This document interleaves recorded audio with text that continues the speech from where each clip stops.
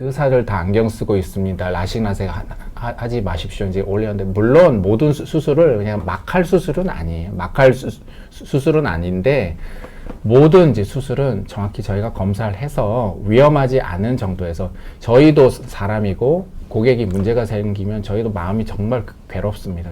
그런 경우에 절대 저희 정말 뭐 소수의 뭐 그런 의사가 있는지 모르겠지만 그렇게 건드리지 않고요. 이제 뭐 보통 그런 말이 많이 있잖아요. 그래서 뭐 저희 자기는 안 한다, 본인 가족은 안 시킨다. 그런데 저희에는 제가 이제 초등학교 때부터 이제 3학년인가 그때 이제 드림 렌즈를 계속 했었고요. 이제 고3 때는 이제 조금 쉬었다가 대학교 들어갈 때 제가 이제 직접 시켜줬습니다. 직접 시켜주는데 보통 사람이 또 그 제 안과에서 아닌 분들도 그렇게 얘기를 하더라고요. 그래서 어떻게 애를 이제 직접 시키냐. 그래서 아니, 검사를 정확히 하고 기계가 믿을만하고 신뢰감이 있으면 결과는 거의 정확히 나오기 때문에 못 시킬 이유가 뭐가 있냐. 남 믿는 것보다 자기가 직접 하는 게 낫지. 저는 그렇게 얘기를 했고요. 그러니까 막 할 수술은, 그러니까 저분이 이제 근데 10년째 빗번지로 고통받는 분이 있다고 그렇게 얘기하는데, 이게 정말 문제가 있는 수술이면 지금 벌써 다 없어졌을 거예요. 근데 지금 그렇게 많이 한다는 거는, 물론 불편해 하시는 분도 극소수 있지만 그 수술이 이렇게 말이 안 되는 수술이 아니기 때문에 지금 많이들 하는 거고, 그렇게 생각하시면 돼요. 100% 완전한 건 없죠. 그렇지만은 이제 뭐 어느 정도 안경 쓰는 것보다 훨씬 편한 점이 많이 있으니까. 자, 이제 저 꽃길만 걷는다. 이제 그분은 어떤 케이스인지 모르겠지만 라식 10년째인데 빗번지 먹고 인생이 달라졌다고 얘기를 해요.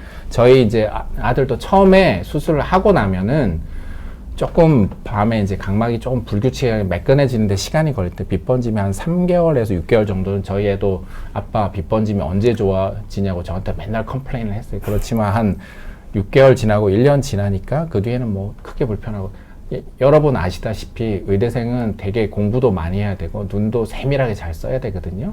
그렇게 문제가 생길 수술이면 제가 뭐 저희 애를, 그것도 귀한, 각자 다 귀하지만 그런 애를 제가 뭐 하려고 시켜줬겠습니까? 그러니까 검사를 해서 문제가 없을 거를 최대한 줄여서 안전 범위 안에 들어간다고 생각하면 그거는 생각해서 해도 됩니다.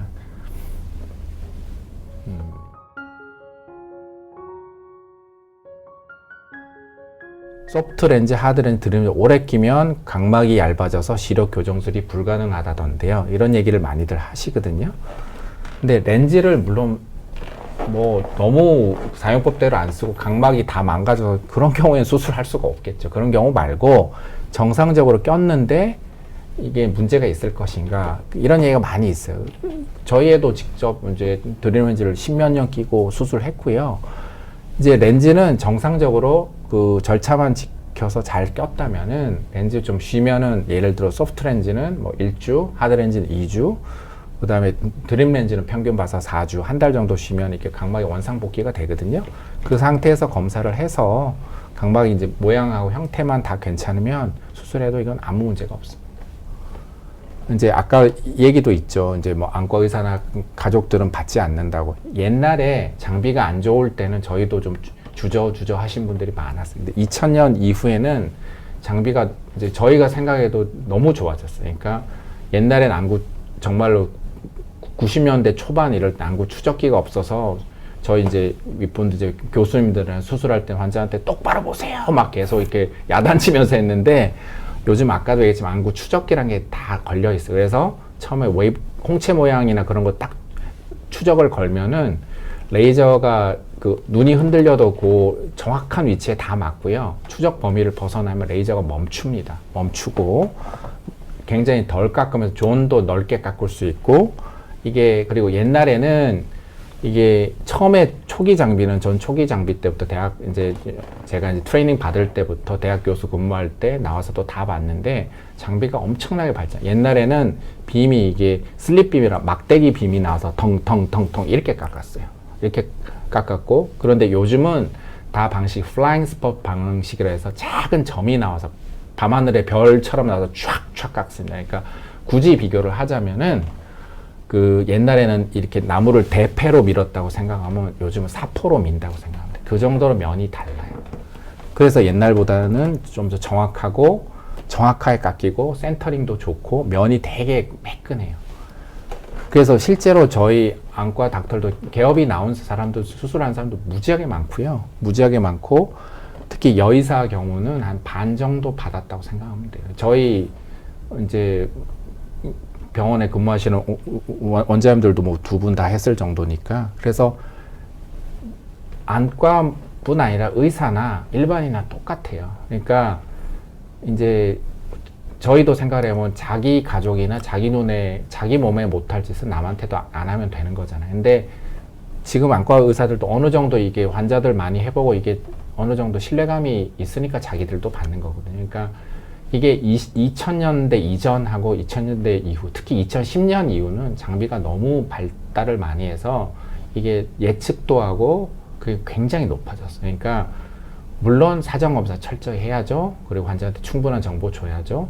그런 상태에서 이거 하면 과학이지 이게 도박이 아니기 때문에 그거는 정확하게 정보 다 갖고 자기가 판단해서 이 정도 뭐 예측이 되고 그런 걸 정보를 받으시면은 뭐 무작정 받을 건 아니지만 그렇다고 뭐 하면은 이게 뭐 다 뭐 어떻게 된다더라 그런 건 아니에요. 그러니까 그렇게 생각하시면 됩니다.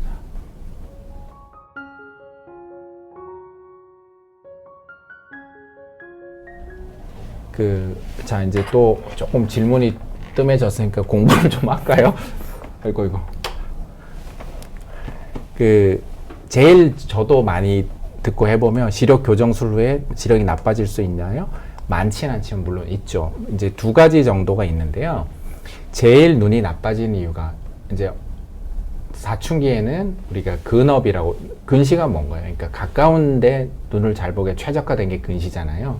그래서 어두운 데서 오래 가까운 데를 많이 보면 이게 근육이 수축을 하거든요. 그 상태로 계속 되면 근시가 눈이 빨리 나빠진다. 그래서 어른 경우에도 대개는 20 넘고 하면은 거의 멈춰요. 거의 멈추지만 8디옵터 넘는 고도근시라든지 혹은 공부 이제 왜 공부하는 거지. 옛날엔 고시 공부를 했는데 요즘 공시 공부, 뭐 의대 공부도 포함되고 공부를 많이 하고 그렇게 눈을 많이 쓰면 조금 나빠질 가능성은 있지만 원상복귀 그런 의미는 아니에요. 예를 들어 뭐 6디옵터 정도 이렇게 했으면은 다시 나빠질 때는 10분의 1, 0.5디옵터 정도 살짝 나빠지는 경우가 있고요. 실제로 그건 눈을 많이 쓰거나 해서 근시가 진행되는 경우가 있고, 이제 우리가 수술할 때 이제 상피가 이렇게 깎였다 어느 정도 이제 리바운드로 자라 올라갈 거 생각하고 조금 그걸 예상해서 노모그램이라고 있어요. 그러니까 노모그램이란 건 전 세계 뭐 한 몇백만 명을 검사해서 이 정도 깎으면 이 정도 보정이 될 것이다. 노모그램이 있는데 그 노모그램을 살짝 벗어나게 상피가 과형성돼서 수술 효과가 좀 줄어드는 분이 있어요.